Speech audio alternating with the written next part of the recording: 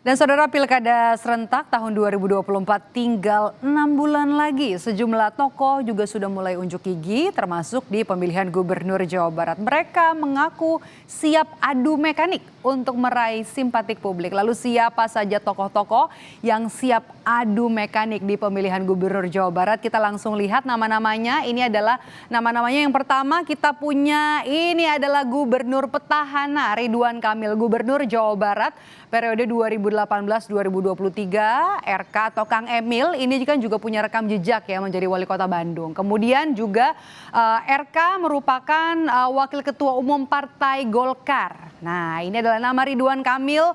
Selanjutnya kita punya siapa lagi yang disiapkan maju dan juga potensial untuk maju di pemilihan gubernur Jawa Barat. Ini adalah Deddy Mulyadi, Bupati Purwakarta 2 periode dari tahun 2008 hingga 2018. Dan Deddy Mulyadi ini juga disiapkan Partai Gerindra untuk berlaga di Pilkada Jawa Barat. Deddy juga merupakan anggota DPR RI periode 2019 hingga 2024, Wakil Ketua Dewan Pembina Partai Gerindra, dan juga memang sebelumnya sudah pindah ya dari Partai Golkar ke Partai Gerindra. Ia pindah kemudian menjadi Wakil Ketua Dewan Partai Pembina dan sekarang menjadi anggota DPR RI terpilih periode 2024 hingga 2029. Nah, nama yang kedua, ini nama kedua, nama yang juga nama ketiga yang juga cukup mentereng, ada nama Wali Kota Bogor periode 2014-2024, 2 periode, Bima Arya, yang merupakan kader Partai Amanat Nasional dan juga menunjukkan keseriusannya untuk maju di Pilkada Jawa Barat. Dan ini ditunjukkan oleh Bima Arya saat ia mengembalikan formulir pendaftaran calon gubernur dari Partai Amanat Nasional. Nah, selanjutnya ini adalah nama selebritas Desy Ratnasari, nama beken yang juga dari Partai Amanat Nasional, selebritas sekaligus anggota DPR RI periode 2014-2024. Kemudian juga Desy Ratnasari ini ikut meramaikan kontestasi adu mekanik di Pilkada Jawa Barat. Desy yang juga merupakan Ketua DPW Partai Amanat Nasional Jawa Barat ini sekaligus menjadi anggota DPR RI periode terpilih periode 2024 hingga 2029 nanti. Desy juga kabarnya sudah mengembalikan formulir pendaftaran bakal calon gubernur dari Partai Amanat Nasional. Dan kita akan lihat nama yang terakhir, nama juga yang tidak kalah terkenal. Ini adalah nama Saiful Huda yang merupakan Ketua DPW Partai Kebangkitan Bangsa Jawa Barat. Ini bisa saja sebenarnya menjadi kuda hitam ya di Pilkada Jawa Barat. Karena Saiful Huda ini sudah sangat akrab dengan masyarakat Jawa Barat. Ini tampak saat Saiful Huda ini menjadi anggota DPRD Jawa Barat periode 2004 hingga 2029. Lalu kemudian Saiful Huda ini juga menjadi anggota DPR RI dari tahun 2019 sampai tahun 2024 dan kemudian terpilih lagi jadi anggota DPR RI terpilih periode 2024 hingga tahun 2029 nanti. Dan itu dia tadi nama-nama yang digadang-gadang akan masuk dan juga kemudian beradu di bursa pemilihan gubernur Jawa Barat. Karena selain adu sosok, bagaimana dinamika politik jelang Pilkada Jawa Barat, tetaplah bersama kami akan bahas usai jeda di Rumah Pemilu sesaat lagi. Saudara, sejumlah tokoh tengah berancang-ancang untuk maju di perhelatan Pilkada Jawa Barat 2024. Selain nama Ridwan Kamil dan Deddy Mulyadi, ada juga Wali Kota Bogor Bima Arya dan juga sejumlah nama lain yang diprediksi meramaikan kontestasi 5 tahunan ini.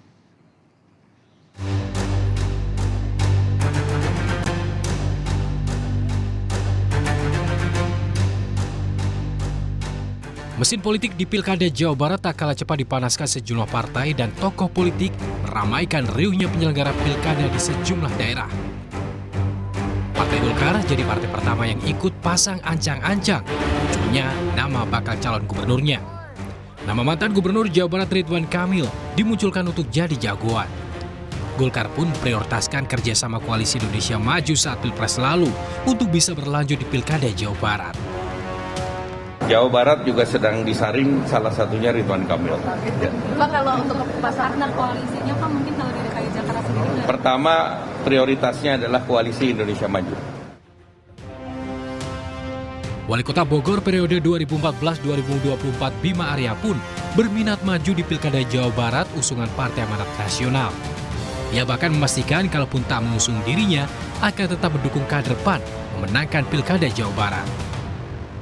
Kalaupun PAN memutuskan yang lain, tidak saya akan berjuang sampai titik keringat penghabisan untuk menjadikan kader PAN itu memimpin Jawa Barat.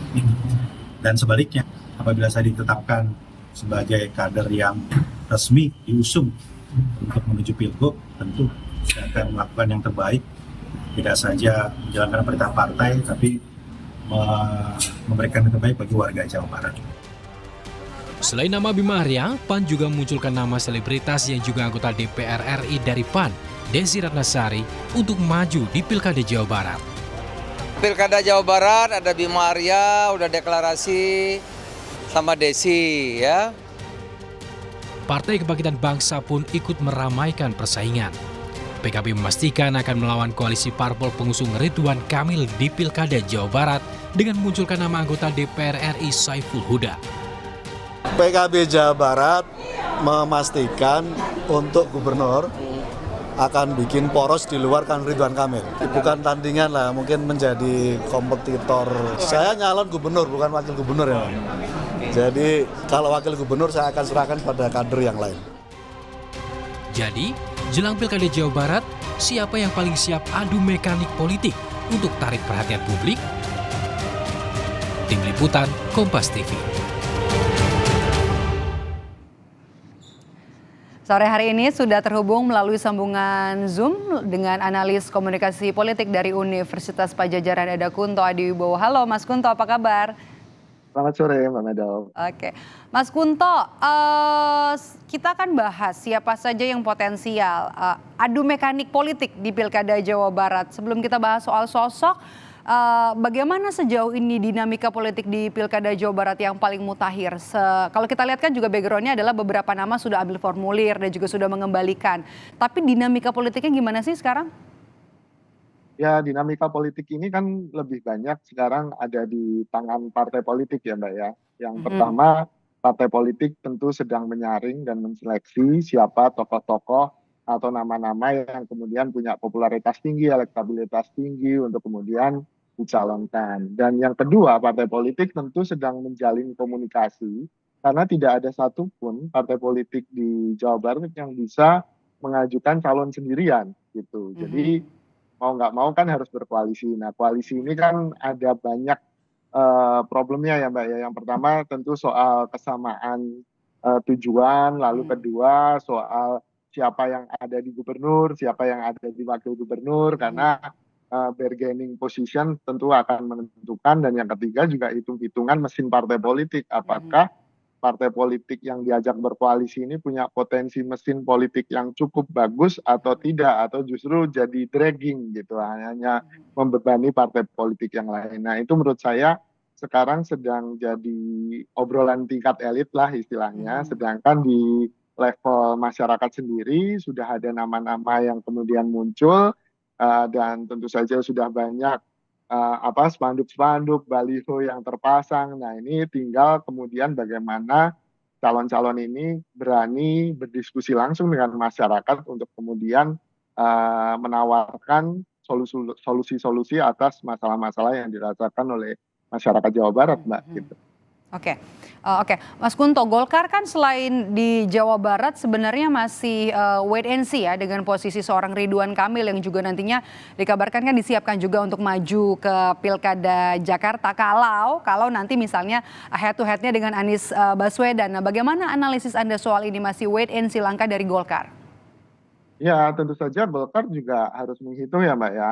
Ini kan soal pilihan karena sosoknya Ridwan Kamil sendirian gitu, dia nggak mungkin dipecah dua jadi di Jawa Barat juga dan di Jakarta juga kan gitu, harus pilih salah satu. Di satu sisi teman-teman Golkar di Jawa Barat tentu butuh sosok Ridwan Kamil karena paling tidak petahana juga ya. Ya petahana, dia punya probabilitas menang yang jauh lebih besar daripada lawan-lawannya, walaupun bukan berarti langsung dan pasti menang kan gitu, tapi paling tidak potensi kemenangannya ada di Jawa Barat. Sedangkan di Jakarta kan lawannya misalnya Pak Anies turun kan juga harus Golkar di Jakarta juga harus punya sosok yang paling tidak bisa apa ya, sebanding dan berimbang, bisa jadi kompetitor yang menarik bagi pemilih Jakarta selain Anies Baswedan. Nah ini persoalannya di situ. Kalau saya lihat sih Pak RK-nya pengen ke Jakarta, tapi Golkarnya pengen ke Jawa Barat. Nah ini mungkin yang apa juga masih jadi dinamika internal dan apa ya Oke. komunikasi-komunikasi dengan partai lain tentu saja terus dijalin karena ya tadi Golkar tidak bisa Tidak bisa mencalonkan mengusung sendirian. sendiri. Oke. Betul. Padahal jadi peraih suara nomor satu ya di Pileg kemarin ya, posisi nomor satu Partai Golkar, kemudian disusul Gerindra dan juga PKS ya. Gerindra duluan, Mbak. Apa ada kemungkinan nanti kan Airlangga Hartarto Ketua Umum Partai Golkar bilang kalau nanti misalnya mau berpeluang untuk berkoalisi akan diutamakan partai-partai yang ada di dalam koalisi Indonesia Maju. Apakah mungkin kemudian Golkar akan berkoalisi dengan Partai Gerindra? Ada nama Deddy Mulyadi juga di sana. Iya Mbak, kalau dari lihat karakteristik partai ya, Partai Golkar adalah salah satu partai yang cukup demokratis dan cukup rasional dalam artian dari sejarahnya dan track record-nya ketika mengusung calon kepala daerah, Golkar akan selalu melihat hasil survei. Itu yang pertama akan dilihat, kan gitu. Lalu kemudian juga bagaimana konstelasi politik di lokal daerah tersebut, gitu kan. Berbeda dengan Gerindra yang sifatnya lebih top down gitu, lebih instruksi dari ketua umum. Hampir sama dengan PDI Perjuangan kan, instruksi ketua umum. Nah, menurut saya dari apa karakteristik partai yang berbeda ini kita juga sudah bisa menebak nih Mbak. Paling tidak Golkar pasti akan menghitung mana calon yang paling berpeluang menang dengan simulasi yang seperti apa, wakilnya siapa, berkoalisi dengan siapa gitu. Pada akhirnya itu yang tentu akan jadi pertimbangan Golkar dan tidak hanya soal apa tadi soal Kim saja, berkoalisi dengan Kim saja, tidak hanya soal Gerindra saja, tentu Golkar pasti akan membuka berkoalisi Peluang, dengan oke. siapapun, betul. Oke.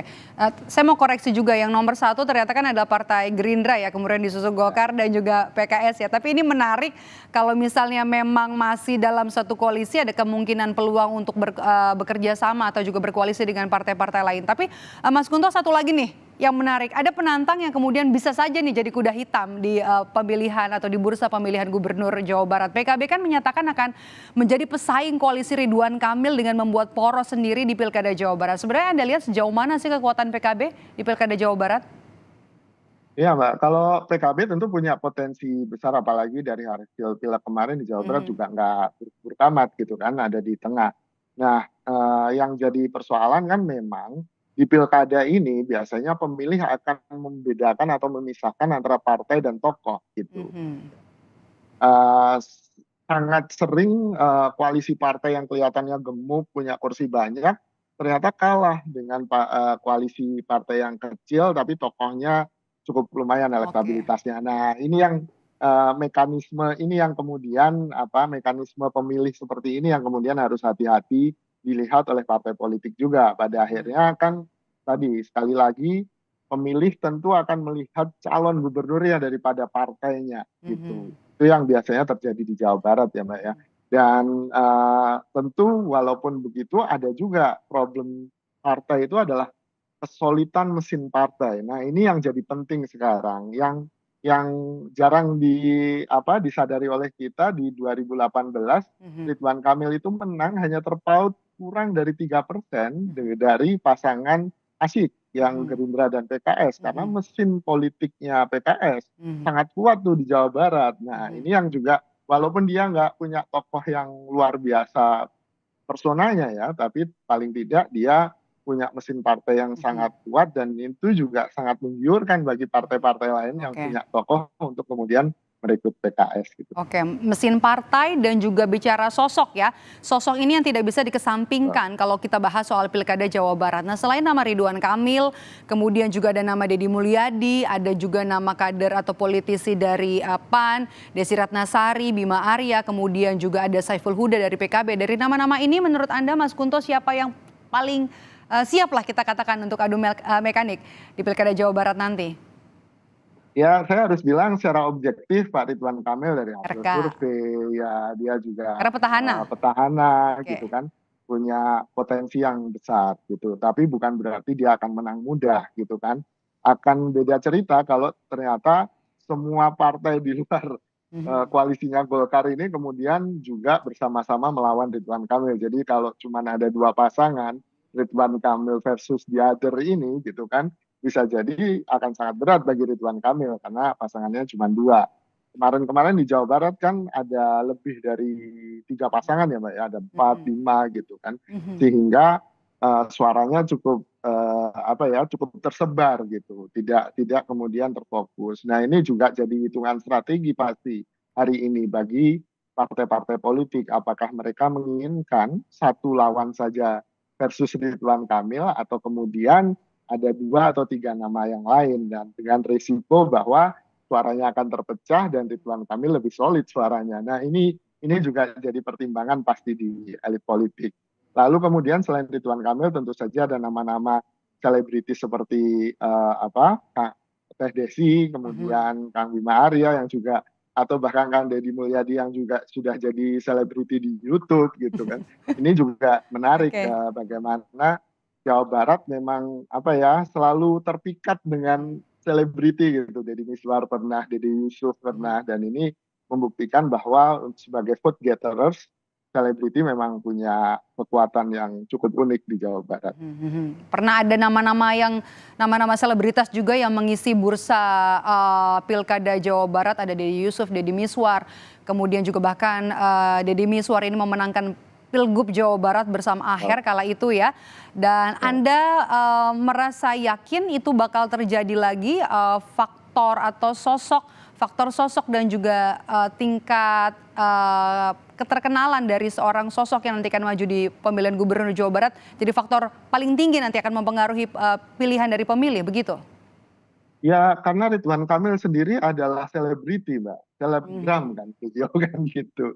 Tanpa harus didampingi oleh selebriti dalam artian Dikatakan milenial begitu ya, Gen Z juga. Ya, dia sudah punya fanbase yang cukup besar gitu. Sehingga modal ini yang tentu jadi penting bagi Ridwan Kamil ya Mbak ya. Tapi kalau misalnya ada selebriti lawan selebriti yang lain, tentu ada faktor-faktor lain seperti saya sudah sebut tadi, mesin partai jadi penting, kemudian seberapa besar persona yang kemudian dijual oleh calon-calon gubernur ini. Jadi tentu tidak jadi faktor tunggal, tapi popularitas itu akan jadi penting ketika ada lebih banyak calon yang bertarung dalam pilkada, sehingga orang ketika memilih akhirnya ya udahlah ini aja yang lebih kenal kan gitu. Tapi kalau calonnya cuma 2 atau 3, mungkin pertimbangan pemilih akan lebih ada dimensi-dimensi lain selain keterkenalan. Popularitas tadi ya. Oke, baik, kita masih akan tunggu nanti siapa-siapa saja yang akan serius maju untuk bertarung di pemilihan gubernur Jawa Barat. Terima kasih Mas Kunto sudah bergabung bersama kami di Rumah Pemilu. Sehat selalu Mas Kunto.